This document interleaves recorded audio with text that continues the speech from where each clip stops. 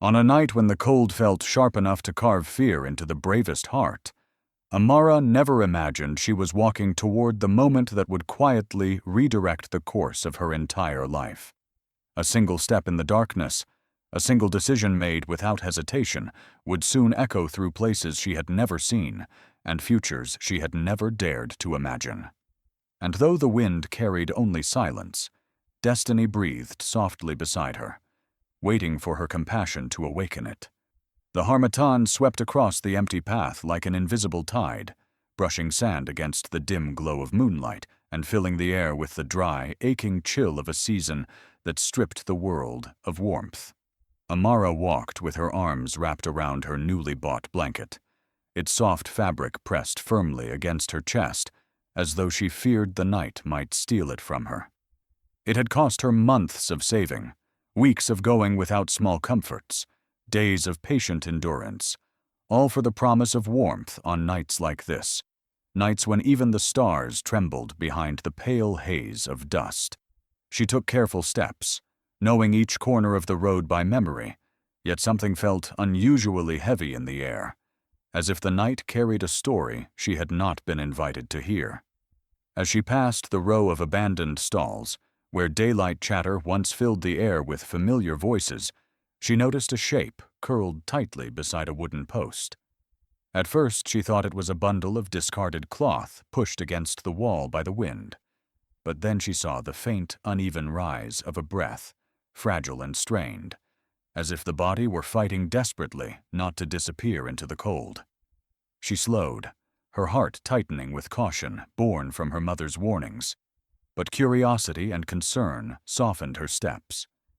The world grew quiet around her, and she felt the moment holding its breath as she knelt slightly, trying to understand what she had found. The figure was a man, though worn by exhaustion so deeply that his features blurred into shadows. His clothing was thin, clinging to him like a memory of warmth long forgotten, and even in the stillness she could feel the cold clinging to his body, like frost. Amara hesitated, gripping her blanket as though torn between instinct and empathy.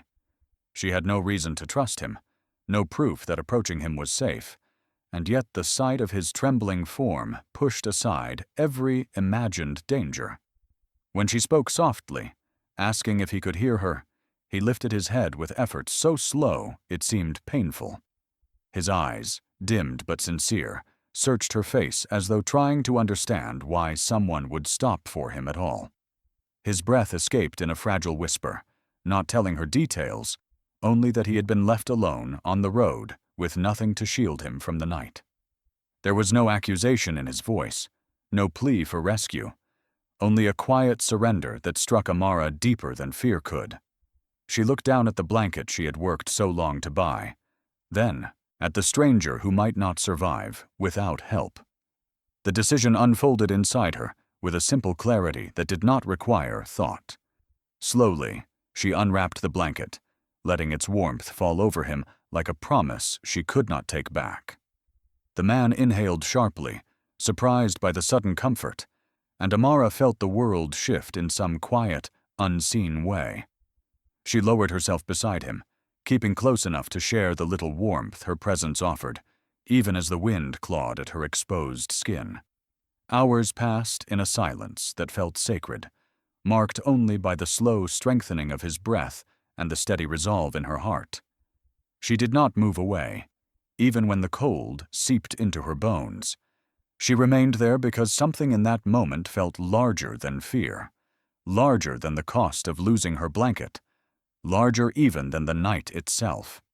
By the time dawn brushed the horizon with pale gold, fatigue pulled at her eyes, and she allowed herself a brief moment of rest.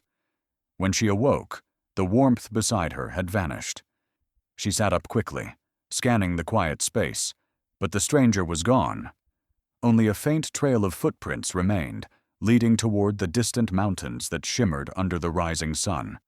Mountains she had never approached and had only heard of in quiet stories whispered around fires.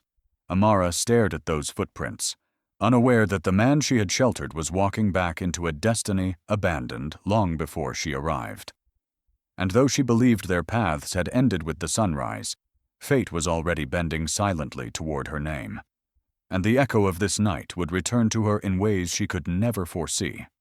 There are moments when kindness feels like a blessing, yet the world around refuses to see its worth. And sometimes, the gentlest act becomes a burden the heart must carry alone, weighed down by doubt it does not deserve. Amara had given warmth to a stranger, but her village was ready to take that warmth away from her spirit before it could become something greater. When Amara walked into the compound at dawn, without her hard-earned blanket wrapped around her shoulders, it took only a breath for whispers to spread faster than the morning breeze. Her mother stepped forward with worry etched deep in her eyes, but before she could speak, neighbors had already begun asking questions, sharp, intrusive, and heavy with judgment. Questions that did not wait for answers. They accused her of being careless, too trusting, too soft for a world that rewarded hardness far more often than compassion. The air felt thick with disbelief, as if every face around her carried the same silent accusation, that no one in their right mind would give away the one thing they had worked so long to protect. Her mother touched her arm gently, an attempt to steady her, yet the worry in her voice betrayed her fear that her daughter's open heart would lead her into sorrow. But Amara stood there quietly, absorbing the scolding without protest, feeling the weight of every doubt press against the truth she carried inside. The drought had been unrelenting for weeks, leaving the fields thirsty and the animals restless. It had shaped the village into a place where survival came first, and softness had no home. People rationed even their emotions the way they rationed their food, offering little of themselves because they had so little left to give. In such a world, Amara's act of compassion seemed almost rebellious, almost dangerous, an act that threatened the caution woven into the village's daily rhythm. But Amara knew what she had seen in the stranger's eyes. She knew the kind of breath that struggles not from weakness, but from the fading edge of hope. And though she had spent nearly everything she had to buy the blanket, she could not look at that moment as a loss. She felt only a sense of quiet certainty, an unspoken conviction that she had done what she was meant to do, even if no one else understood.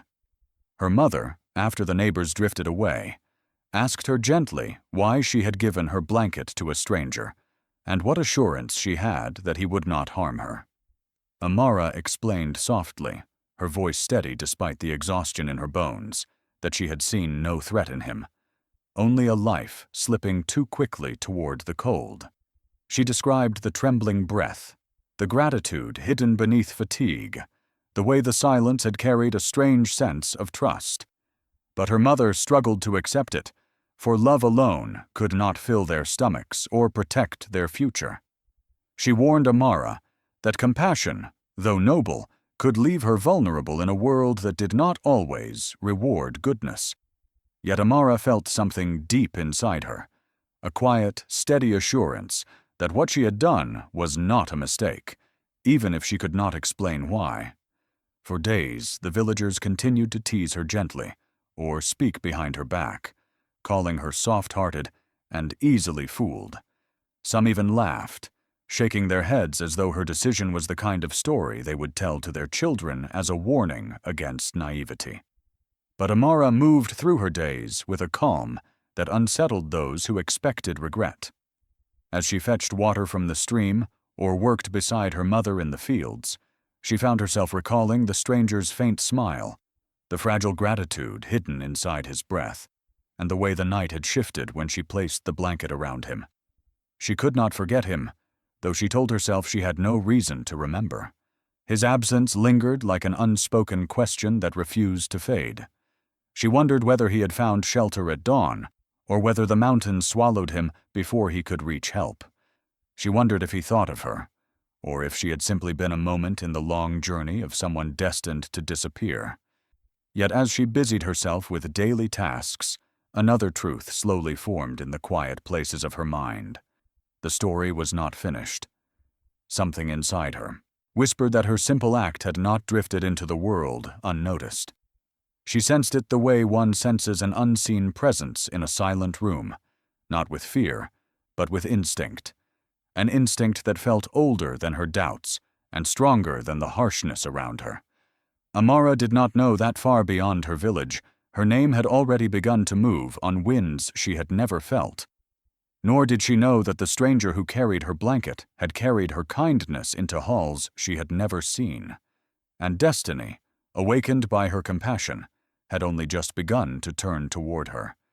Destiny rarely announces itself gently. Sometimes it thunders into a quiet life with the force of something long overdue. On a day that began like any other, the path of Amara's future shifted beneath her feet, before she even understood what was being taken from her ordinary world.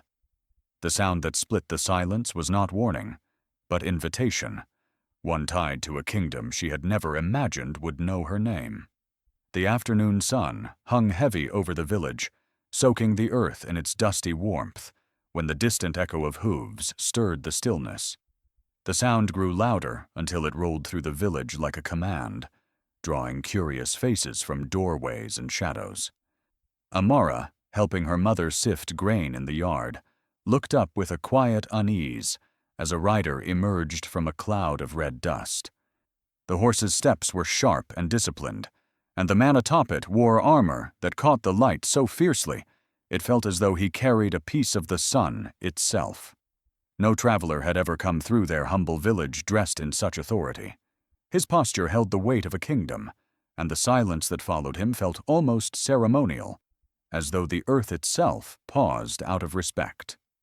The rider dismounted with practiced grace, scanning the small crowd with an expression carved from years of discipline. His gaze moved past men twice his size and women old enough to be elders, only to settle directly on Amara with the kind of certainty that left the others murmuring in disbelief. The villagers began whispering, some in awe, others in fear, trying to understand how a girl like Amara could possibly draw attention from someone who looked as though he carried royal business in his very stance. Then, in a voice firm but respectful, he asked for her by name. Not her father's name, not her mother's lineage, her name alone, spoken with the exactness of someone who had learned it carefully and carried it across great distance. For a moment, Amara felt her breath still in her chest, as though the world had narrowed to that single syllable. Before she could speak, the messenger reached into his cloak and withdrew a sealed parchment bearing a golden crest, unlike anything the villagers had ever seen. It shimmered faintly, etched with symbols too refined to be local. Her mother stepped forward instinctively, placing a protective hand on Amara's arm as if shielding her from the unknown.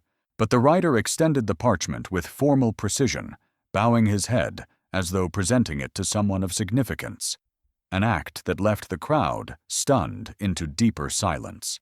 Amara accepted the message cautiously, her fingers brushing the smooth seal that seemed impossibly foreign in her calloused hand. She knew instantly that whatever this letter carried was not meant for ordinary ears. Opening it felt like unfolding a secret meant to shift her life's direction. Inside, written with ink so elegant it looked almost alive, were words that struck her with equal parts wonder and fear. Your kindness has been witnessed. The palace calls for you. She read it twice, then a third time, hoping she had misunderstood, but the meaning only deepened with repetition. Her mother's breath caught sharply, suspicion clouding her face as she whispered of dark magic, deception, and royal politics far too complex for someone like Amara to be pulled into. Neighbors murmured warnings, some protective, others fearful, as though the letter itself carried danger simply by being touched. Yet beneath all the noise, Amara felt something quiet and undeniable stir within her. A sense of recognition she could not explain. A pull that did not come from the village chatter or her mother's trembling concern, but from a place deep inside her that felt older than her fear. She remembered the stranger she had helped, the fragile rise and fall of his breath beneath her blanket, and the haunting question she had carried. What became of him when the sun rose? Now, as she held the royal parchment in her hands, She felt the faint outline of an answer hiding beneath the surface of fate. Her mother begged her to decline, to turn away from a path that might swallow her whole. The villagers argued among themselves, each offering reasons why no good could come from being summoned by a distant throne. But the messenger stood silently, as though time itself waited for Amara to choose. And as the wind shifted softly through the trees, she felt a clarity settle over her, gentle, steady, and unwavering. Something inside her urged her to step forward, not away. Something told her this call was not a trap, but a thread woven long before she understood its purpose. Amara lifted her eyes from the letter, unaware that her decision would unlock a journey already written in halls she had never seen. And while her village clung to fear, destiny waited patiently, certain that the girl who had once shared her warmth was ready to step toward life, quietly calling her name. And the world beyond those mountains had already begun preparing for her arrival. Every mile she traveled carried her deeper into a mystery she could not explain, as if each step was pulling her toward a truth quietly waiting in the shadows. The world stretched wider than she had ever imagined, yet something unseen kept narrowing her thoughts toward the destiny unfolding before her. And through the shifting winds and distant mountains, she felt fate moving with her, patient and purposeful. The morning Amara left her village, the world seemed strangely larger, as though the horizon had expanded overnight just to accommodate the path she was about to follow. The royal escorts guided her gently toward their horses, speaking with a respect that unsettled her more than comforted her. She had expected indifference or authority, perhaps even impatience, but instead they carried themselves with a quiet regard that hinted at secrets they were not allowed to share. As the horses began moving in a slow, steady rhythm, Amara felt her village fall away behind her, not just in distance, but in the life she had known until now. The dust on the path swirled in soft spirals beneath the hooves, rising and settling like breath. It felt as though the road itself was waking under the weight of her journey. The escorts rode with an unusual silence, their faces carved with discipline, their eyes scanning the horizon with the attentiveness of those who had seen danger before. Amara tried to ask why the king had summoned her, why her name had traveled so far, why her kindness on a cold night mattered enough for a royal messenger to cross mountains. But each time she spoke, they responded with calm, unyielding restraint. "Only the king may explain," they repeated with the precision of a practiced vow. Their refusal was not cruel. If anything, it carried a reverence she could not interpret. And the more they resisted her questions, the more she wondered whether the truth was too great, too strange, or too delicate for them to speak aloud. The landscape shifted as they traveled, stretching from the familiar dry plains of her childhood into rolling hills where the wind hummed through tall grasses. The sky changed color with each passing hour, from bright gold to a shadowed blue that carried memories of stories she had heard as a child, stories of faraway lands carved by ancient hands. The cliffs they approached next rose like silent guardians, tall and firm, catching the wind in a low, echoing murmur that felt older than any village. Amara watched the towering stone walls with awe, wondering what truths had been carved into them long before her name ever existed. At night, when the escorts rested and the fire crackled softly beneath the dark sky, Amara lay awake on her blanket, staring up at unfamiliar constellations. The stars shimmered like distant lanterns, forming patterns she had never learned, patterns that felt as though they watched her with quiet curiosity. She pressed a hand against her chest, feeling a strange pull deep within, a tug of memory she could not fully grasp. She thought of the stranger she had saved, the way his breath had steadied under her blanket, the weight of his gratitude hidden beneath exhaustion. She wondered again who he was, and whether her path toward the palace had anything to do with him. Her heart tightened with a mixture of fear and certainty. There was a connection she could not explain, a thread weaving through her thoughts with deliberate quietness. The journey stretched over days, each sunrise revealing new landscapes shaped by the hands of time and the breath of wind. Amara felt herself changing too, not in appearance, but in awareness. The world was larger, deeper, and far more layered than she had ever imagined.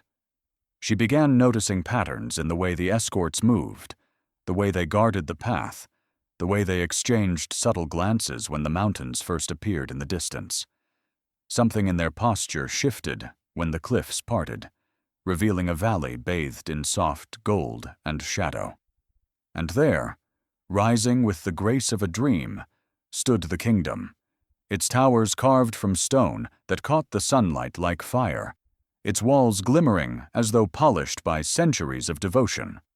Amara felt her breath catch, her heart tightening with awe, fear, and a quiet sense of destiny intertwining. As the horses approached the outer gates, the massive doors began to shift, groaning softly like ancient giants waking from slumber.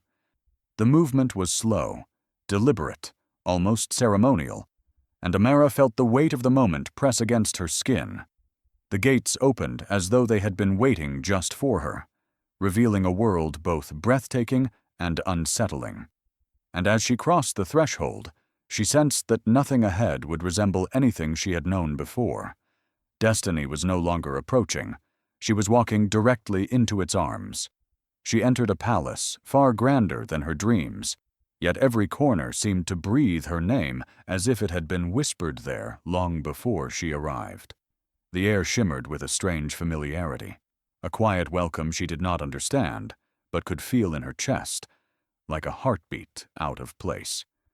And with each step, the unseen threads of destiny tightened around her, pulling her deeper into the truth she had not yet learned.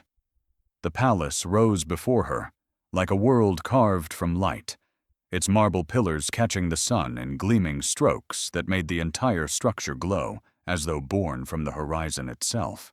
Amara felt her breath falter, caught somewhere between awe and disbelief, as her horse slowed toward the wide courtyard, paved with polished stone.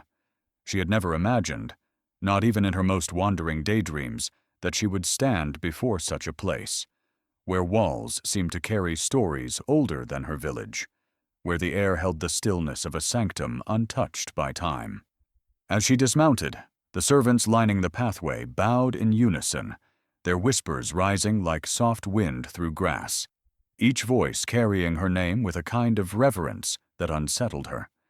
She felt small beneath the attention, humbled by a respect she had not earned, and yet a strange recognition echoed somewhere deep inside her, as though the palace itself remembered something she had forgotten. A royal attendant stepped forward, dressed in elegant fabrics, and moving with a grace that suggested years of refined training. His eyes met hers briefly, not with judgment, but with curiosity, as if he too wondered how someone so simple could belong in a place layered with such grandeur. He motioned for her to follow, guiding her through an archway carved with intricate symbols she could not interpret, but sensed held meaning. The moment she crossed beneath it, the palace's interior enveloped her in a vast coolness, the hall filled with murals and golden carvings depicting ancient battles, moments of triumph, and rulers whose legacy lay etched across the marble walls like living history. Each image carried the weight of generations, yet as Amara moved past them, she felt a strange alignment, as though her presence was not an intrusion, but a continuation of a story she had unknowingly stepped into. The attendant led her through hallways so long they seemed to stretch into the bones of the palace itself. Their echoes followed her softly, each footstep expanding into the space with a precision that made her more aware of her every movement.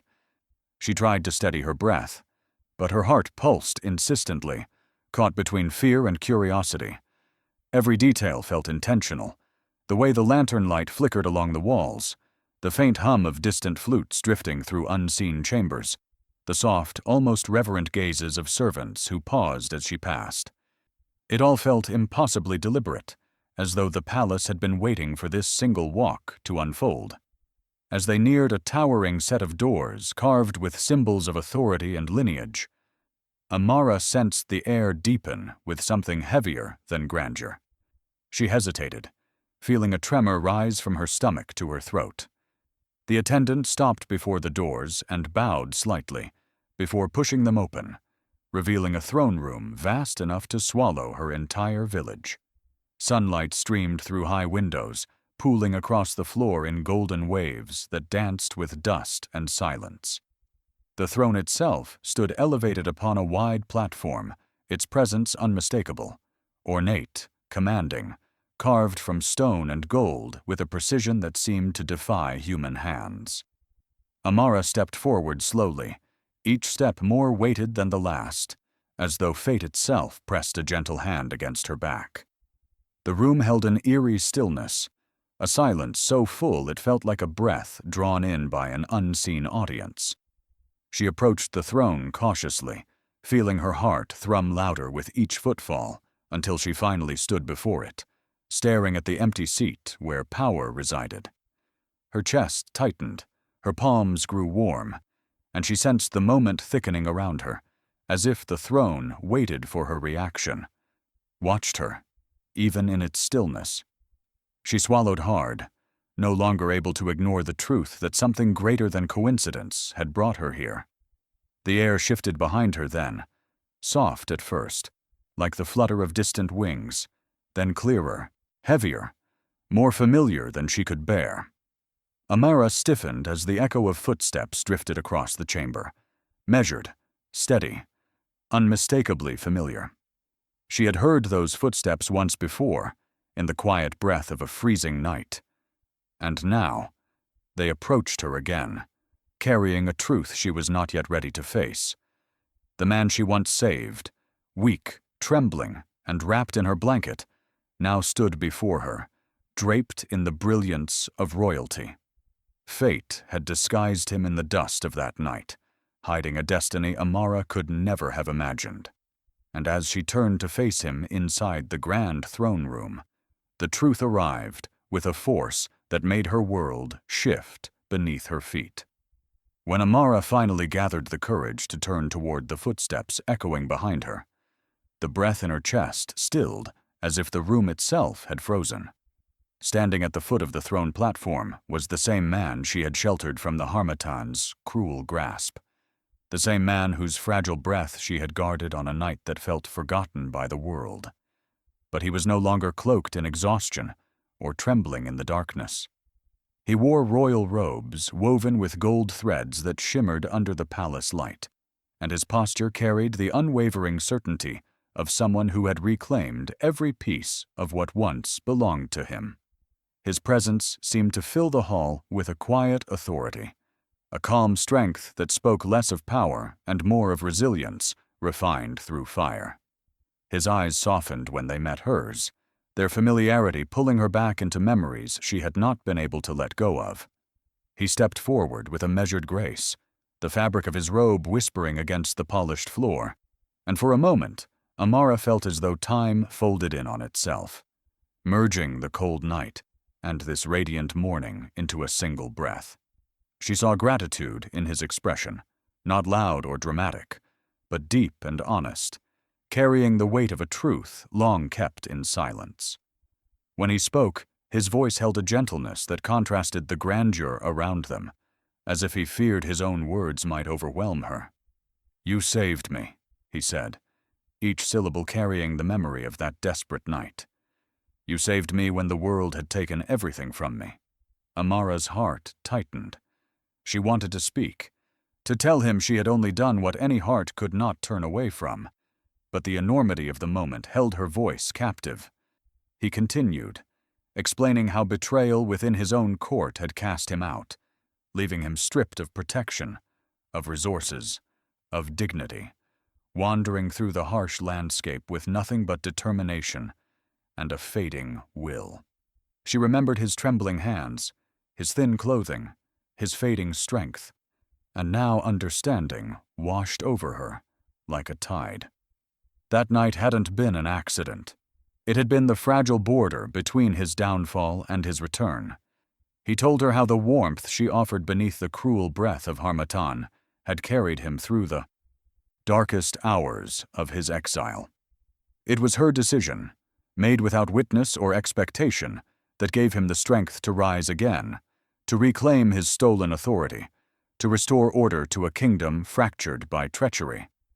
And in all the months that followed, even as he rebuilt what had been broken, he never forgot the girl who had given him life when he believed the world had already taken it. He admitted he had searched for her the moment he regained his position, sending messages across distant villages, hoping to find the one heart that had believed in his humanity long before anyone else remembered it. Amara listened in a haze of disbelief and wonder, feeling the weight of his words settle gently into her spirit. She had offered kindness without expectation, and yet here stood a king, alive because of a choice she had made freely, lovingly, without any knowledge of its consequence. She felt humbled by the magnitude of the truth and equally overwhelmed by the quiet resolve in his eyes. The throne, the palace, the gathered history carved into the walls, all of it seemed to shrink around the moment standing between them. The king's gaze softened further, touched with something deeper than gratitude, though he did not yet name it. Amara sensed a shift in the air, a moment thick with significance, as though what he wanted to say next carried a weight that could reshape the very ground of her life. Her pulse quickened as silence stretched between them, filled with unspoken meaning. He stepped closer, his voice lowering as though the entire kingdom needed to listen. And what he was about to ask, gentle yet monumental, would not only redefine how she saw him, but how she understood her own place in a world much larger than she had ever known. The question waited on his lips, ready to alter everything. Gratitude alone could not explain the tremor hidden in the king's voice. It carried something heavier, a truth shaped by the night she had once saved him. And as he stepped toward her with a reverence no ruler was expected to show, Amara sensed that this moment would challenge everything she believed about herself. Something in the air quieted, as though even the palace walls waited to witness what destiny was about to ask of her. The room felt impossibly vast around them, the golden murals shimmering faintly behind the silent throne as the king lowered himself before her, an act so unthinkable that Amara instinctively stepped back, unsure if she had misunderstood. No king bowed in this hall. No ruler lowered his gaze to meet that of a village girl. Yet here he was, not in a gesture for display or ceremony, but in a moment stripped of titles and expectation. His voice carried a softness that brushed against her heart, like a memory she could not place. And when he finally spoke, it was with a sincerity that made the world around them narrow into intimate focus. He asked her to remain in the royal court, not merely as a visitor, but as an honored guest, offering her a life free from the hardships that had shaped her for so long. He promised her safety, education, and a place where her kindness would not be dismissed, but valued. The weight of his words pressed gently against her spirit, stirring a mixture of wonder and fear that made her pulse tighten. Amara struggled to respond. She thought of her mother, her village, the fields she had worked, the routines that had carved her days into predictable shapes. Everything she knew felt distant now, washed away by the sudden possibility of stepping into a life she had never imagined herself deserving of. Her heart wrestled with doubts. What if she did not belong in this world of gold and marble? What if her presence here stirred tensions she could not see? And yet, beneath the uncertainty, she felt a quiet flicker of something she had never allowed herself to claim, the possibility of becoming someone she had never dared to envision. Seeing the hesitation in her eyes, the king spoke again, this time with a certainty that melted some of her fear. He promised that her mother and her village would receive protection and provisions, that no harm or neglect would ever touch them because of her choice. The promise was delivered gently, without pressure, as though he already understood the weight she carried.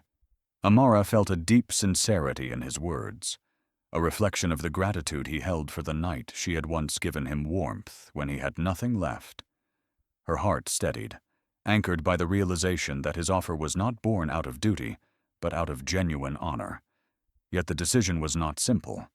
A life inside the palace carried possibilities, but it also carried expectations she was not trained to navigate. She thought of the quiet moments she still longed for, the stillness of dawn over her village, the familiar laughter of neighbors, the rhythm of daily tasks that brought comfort, even in hardship.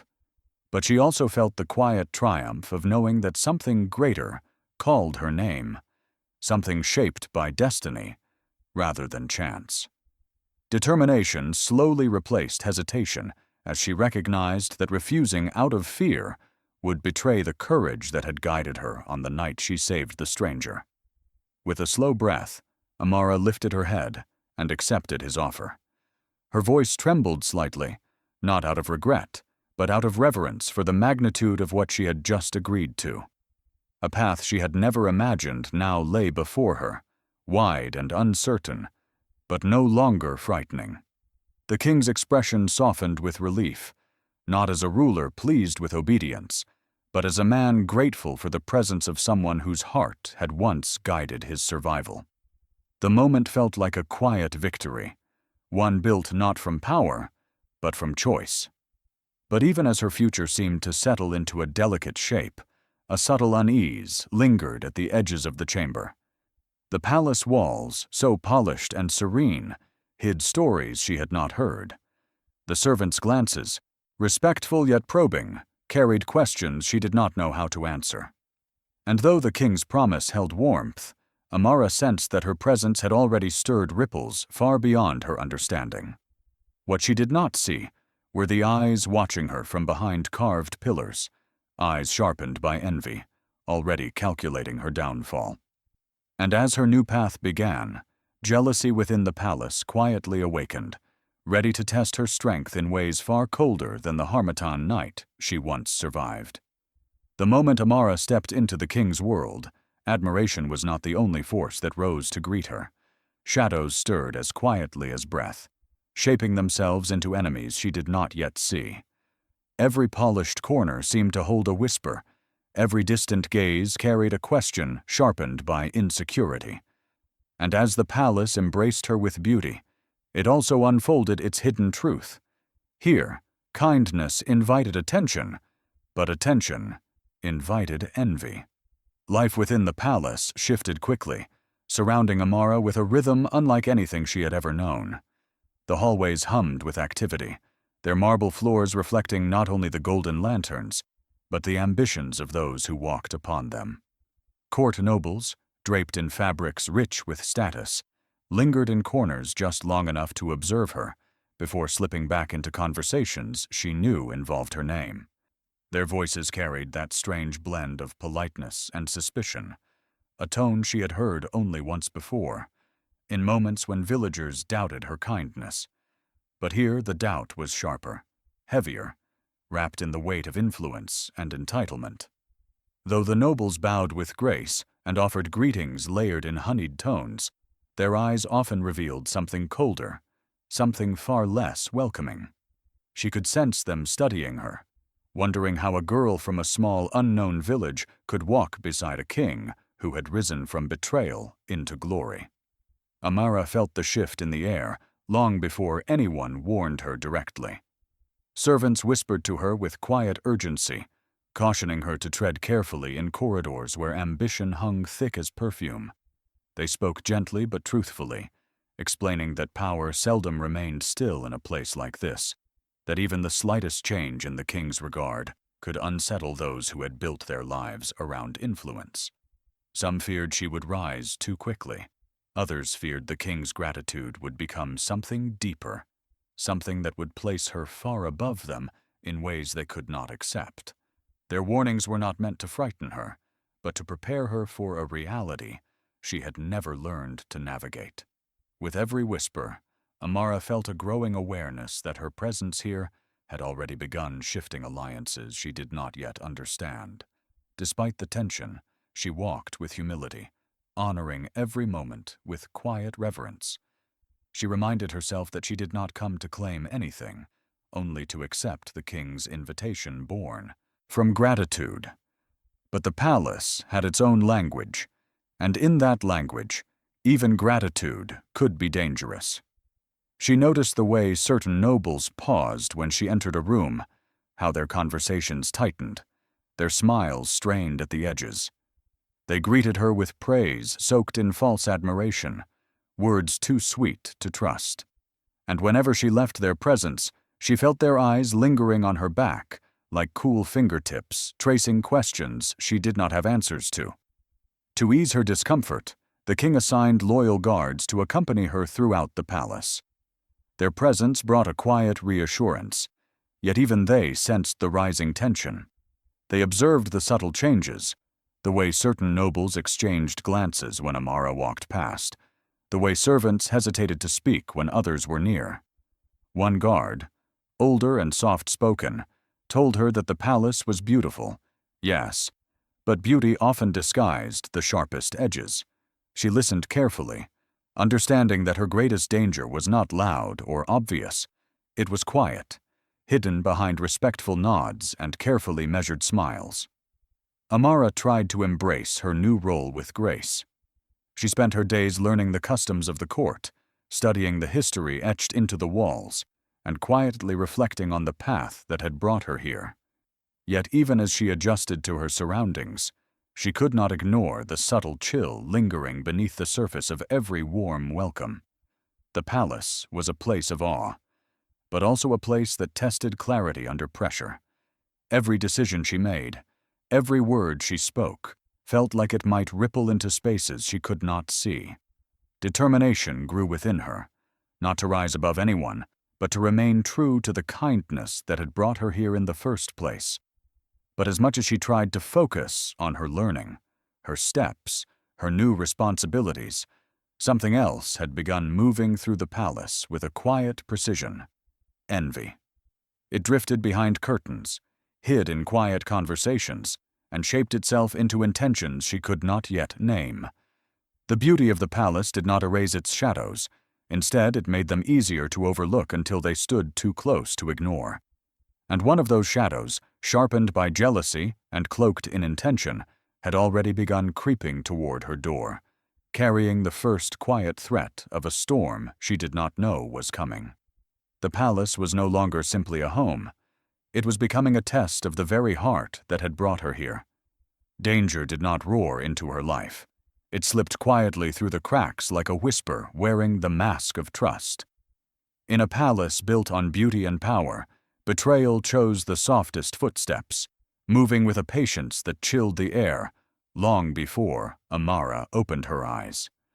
And as darkness gathered outside her chambers, destiny prepared to test the courage she did not know she possessed. The night had wrapped the palace in a deep, almost sacred stillness when Amara stirred from sleep, roused not by a cry or sudden movement, but by the delicate scrape of metal brushing gently against her door. At first she wondered whether it was part of a dream, or perhaps a servant adjusting a lantern outside. But the sound came again, slow, deliberate, too careful to belong to someone with permission. Her heartbeat tightened, and she sat upright, listening as shadows shifted on the other side of the wooden panels, like figures searching for a moment of silence to slip through. She held her breath, afraid to draw attention to her wakefulness, yet unable to ignore the creeping unease settling into her chest. Someone, was trying to enter her room without being seen. A faint click echoed in the still air, the unmistakable sound of a lock yielding to hands that did not belong to her guards. Amara rose slowly from her bed, her bare feet meeting the cold floor as she backed away from the doorway, searching the dim corners of her room for anything that could offer cover. Before she could call for help, the door opened with the gentleness of a breath, revealing masked figures slipping inside with the silent precision of those who had planned this moment carefully. Their movements were not violent. They did not lunge or shout. Instead, they spread through the room with measured intention, their gloved hands tracing across the furniture, the drapes, the lanterns, as though searching for something, or someone, to erase without leaving a mark. Fear surged through Amara, urging her to escape before the shadows closed around her completely.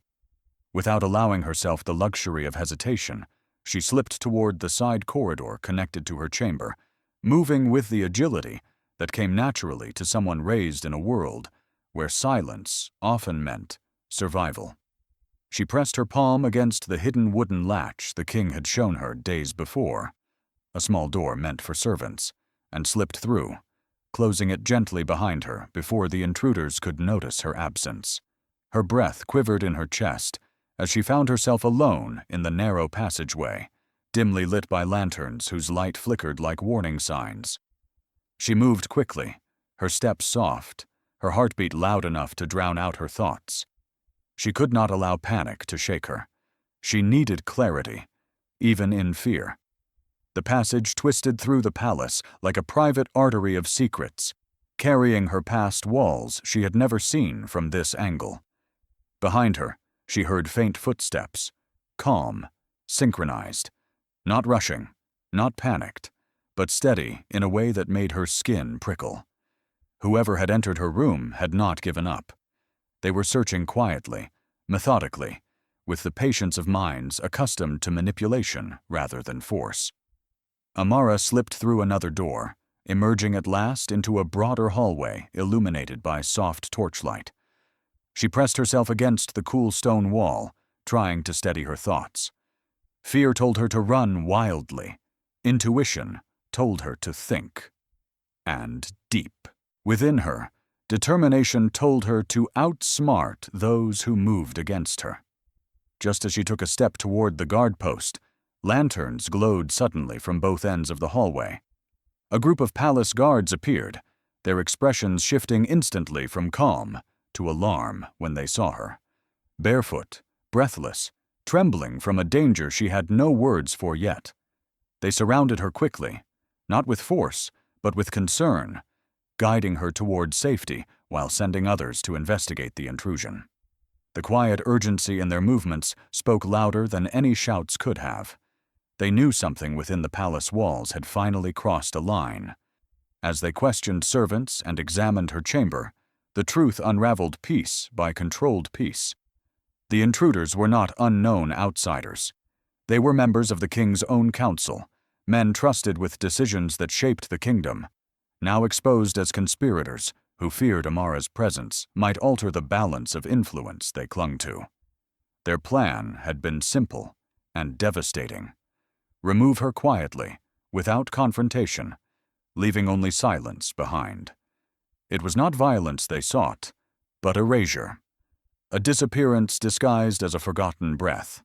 By dawn, the king stood before Amara with a heaviness in his eyes she had never seen before.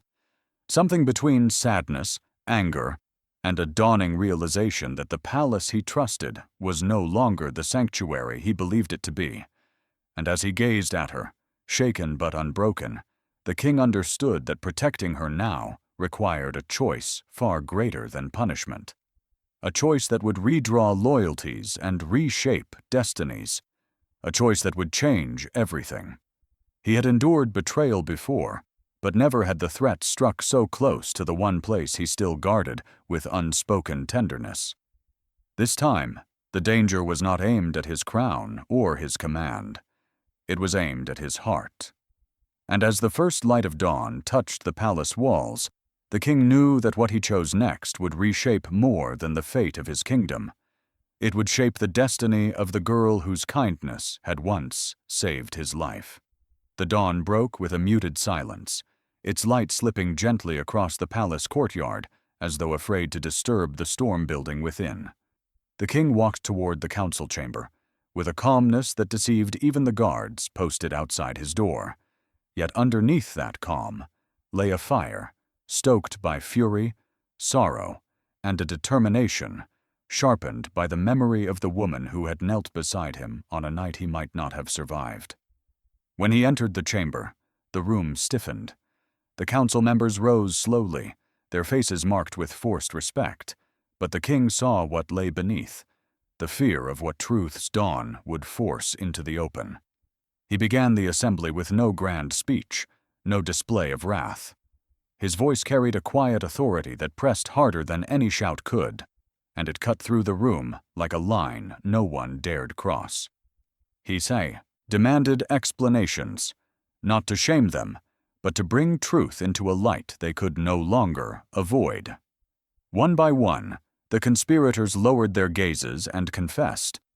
Their words were coated with weak excuses, envy masked as loyalty, fear disguised as concern for the kingdom, ambition twisted into justification.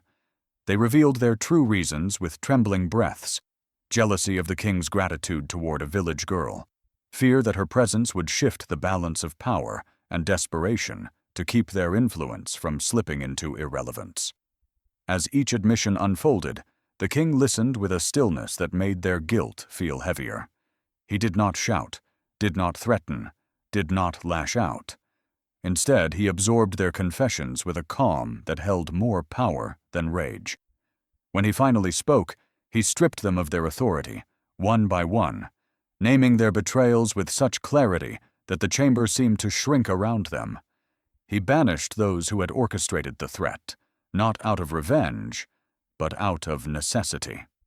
The kingdom could not be shaped by those who hid sharp intentions behind polite bows. Yet even as he dismissed them, he knew with piercing certainty that punishment alone could not untangle the deeper danger woven through his court. Removing enemies did not erase the roots of the corruption he had once chosen to ignore. Later, when the chamber emptied and the echo of footsteps faded into the hall, he walked through the quiet corridors until he reached the private garden where Amara waited, her expression steady, despite the unrest she sensed in the air. She stood among the flowers, the soft morning breeze lifting the edge of her cloak, her eyes searching for him with a mixture of worry and resilience. He paused for a moment, watching her with a gratitude he struggled to put into words. Her presence, so gentle yet so unwavering, had forced him to confront not only the betrayal around him, but the silence he had maintained for too long. When he approached her, he told her everything, not with the authority of a king, but with the honesty of a man stripped of pretense. He admitted that her arrival had revealed how deeply the palace had allowed ambition to disguise itself as loyalty. He told her that her kindness, once offered freely on a freezing night, had become the lens that helped him see the hidden fractures within his own council. And he confessed that in saving him, she had unknowingly awakened a responsibility far greater than reclaiming his throne, the responsibility to protect a heart that had been given without expectation. Amara listened in silence, absorbing the weight of his words with the quiet strength that had carried her through uncertainty since the day she left her village. She saw the storm behind his eyes, not the storm of a ruler losing control, but the storm of a man who feared losing something far more fragile. She felt the shift in the air, the understanding that he was no longer speaking only as a king protecting his kingdom, but as someone protecting the possibility of something deeper. Then, with a resolve that trembled at the edges of vulnerability, he reached for her hand.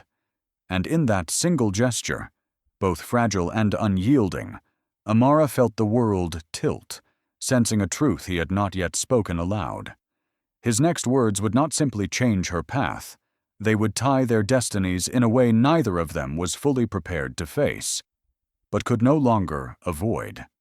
Beneath the oldest tree in the kingdom, where countless rulers had knelt to speak their deepest truths, the air felt thick with a destiny neither of them had fully named. Here, under sprawling branches that had watched centuries unfold, fear softened its grip long enough to let honesty breathe.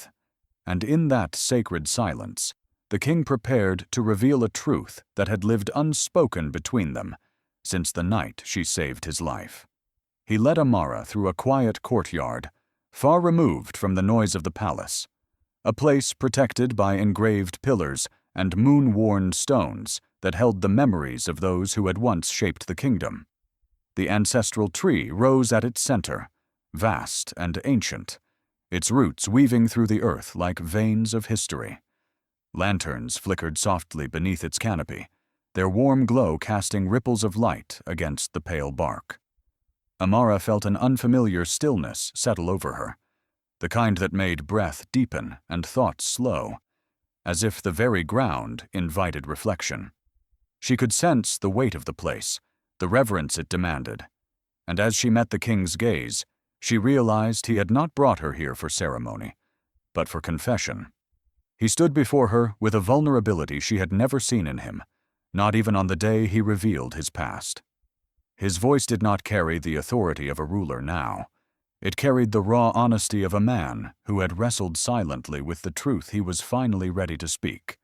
He told her that he had searched for her not out of duty, not out of gratitude alone, but because fate had woven something deeper between them, something he could not ignore. He explained that the night she shared her blanket had changed him in ways he hadn't recognized at first, awakening a connection that followed him through exile, return, and restoration. And as the kingdom healed under his leadership, he understood that the missing piece of his peace was the girl whose kindness had lit the path back to his throne. Amara felt her heart shift, drawn into a moment she had never imagined she would stand inside. She watched the sincerity in his expression, the quiet intensity in his eyes, the way the truth emerged not with pressure, but with humility. He stepped closer, not as a king claiming loyalty, but as a man offering partnership. He asked her to remain by his side, not as a subject bound by obligation, but as someone whose presence had already changed the rhythm of his life. His words held the strength of commitment, but carried the gentleness of someone asking, rather than demanding. He spoke of a destiny larger than the boundaries of rank and lineage, one that neither of them could fulfill alone. The world around Amara seemed to tremble softly, as though the air itself reacted to the weight of his request. She felt overwhelmed by the depth of what he offered, by the realization that her life, once defined by quiet struggles and uncelebrated kindness, was now entwined with the heart of a kingdom. She remembered the fragile man she had saved on the cold night, the man who had looked lost, yet carried the spark of something greater in his eyes. And now she stood before the fully restored version of that man, a king who balanced authority with humility, strength with tenderness. The transformation struck her not as a miracle, but as evidence of how deeply threads of fate could stretch when woven through acts of compassion. Her hand trembled slightly as she reached out toward him. It wasn't hesitation. It was awe. Awe at the journey that had begun with a blanket. Awe at the connection neither had forced, yet both had felt. Awe at the truth that destiny, when ready, finds ways to gather two distant paths into one. Slowly, deliberately, she placed her hand in his, feeling the warmth of his grasp settle through her like assurance. The moment deepened, expanding in silence as though the ancestral tree itself acknowledged the significance of what they had chosen, together. But just as she opened her mouth to speak, to offer her answer with the same honesty he had given her, the air split with a sudden, urgent ringing. The palace bells began to sound, their echoes vibrating through the courtyard, like a warning carried by metal and wind. The peace surrounding them shattered under the weight of the first sharp toll. Amara turned toward the sound, her fingers still caught in the king's grasp, her heart tightening with uncertainty. The bells never rang without purpose, and whatever message they carried was coming fast. And in that suspended moment, neither of them knew whether the next breath would bring blessing or danger. The world that once overlooked her gentle heart now rose to honor it, as though destiny itself had been waiting for this moment to reveal her worth. In a hall built for rulers and legends, a girl who once shared her blanket out of pure compassion was about to witness how far a single act of kindness could reach. And as the palace bells continued to echo through the kingdom, Amara stepped forward into a future she had never dared to imagine. The great hall blazed with golden light as nobles, chiefs, and dignitaries gathered beneath towering arches engraved with centuries of triumphs. The polished floor reflected the glow of lanterns hung in wide, sweeping arcs, and the banners of the kingdom swayed gently above the assembly, like silent witnesses to a moment larger than tradition. Amara walked through the hall with a calmness that surprised even herself. Each step carried the echo of her journey. The cold night when she offered warmth to a stranger, the uncertain road that led her to the palace, the shadows that threatened her presence, and the truths that reshaped her understanding of destiny. As she moved closer to the throne platform, she felt the weight of the crowd's gaze, not in judgment, but in awe, as if they finally saw what fate had recognized long before any of them looked her way. The king stood tall beside the throne, his expression steady yet softened by an emotion only she seemed able to draw from him. He looked at her with a quiet reverence that spoke of gratitude, respect, and something deeper that had grown from the night she saved him. When he addressed the gathered court, his voice carried through the hall like a calm wind, soothing the tension in the air. He spoke of the night he was brought low by betrayal, of how he had wandered the cold, with hope slipping through his fingers, and how a girl with nothing to gain had offered him warmth without hesitation. He told them how her compassion had given him the strength to survive the darkness that once threatened to swallow him. And he revealed, with unwavering clarity, that the kingdom's future had changed the moment her kindness touched his fate. The hall shifted with murmurs, not of doubt, but of humbled astonishment. Many who had never believed in simple kindness now found themselves standing before proof that compassion could alter the course of royalty. As the king continued speaking, the hall doors opened, and Amara's mother entered, her eyes shining with tears that glimmered beneath the lantern light. She moved forward slowly, overwhelmed by the sight of her daughter standing at the front of a room meant for rulers. When she reached Amara, she took her hand with trembling pride, as though holding both her child and the miracle that brought her to this place. Amara felt her mother's grip tighten gently, grounding her in love that had carried her through years of struggle and sacrifice. Standing beside the king, Amara realized with a quiet clarity that everything she once thought she could never reach had simply been waiting for her to choose courage.